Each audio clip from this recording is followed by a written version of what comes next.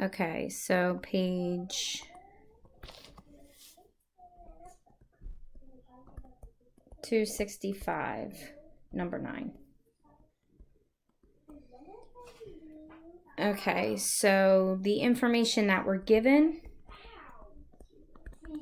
sector of a circle, the perimeter is 7 centimeters, and the area is 3 square centimeters. What are we looking for? We're looking for the radii. So there's 2 possible answers. So let's start with our 2 pieces of information. Now, common question, perimeter. Here's a sector. Sorry for the terrible drawing. The perimeter is the distance around. So the perimeter is 2 radii plus the arc length. Okay, so perimeter and arc length are not the same thing. So 2 radii plus the arc length is equal to 7. That's what the perimeter gives me. And the area is 1/2 theta r squared. But we know that the arc length is also equal to theta r. So if I break this up into 1/2 theta r times another r, oh, my screen doesn't work there.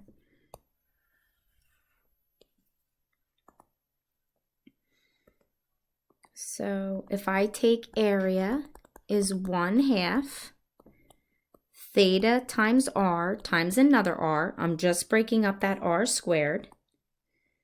This is equal to s now. So I have 3 is equal to 1/2 s times r. Okay, so what we can do with this is we can solve this equation for s and plug it in to our perimeter equation. So I'm going to multiply both sides by 2.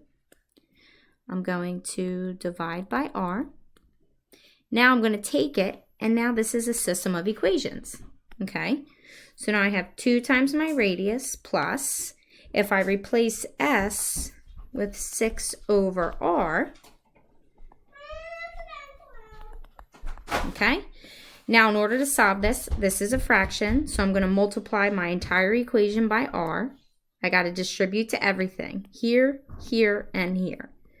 2r squared plus 6, because the r's cancel, equals 7r. I'm going to subtract 7r from both sides. And now I'm going to factor.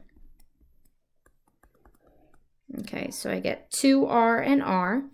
My factors of 6 can be 6 and 1 or 3 and 2. But remember, I need them to add to 7. Okay, so -3, -2. So this gives me -6 minus 2. That's not going to work. And I should have known better. That r can't be there anyway. I mean that 2.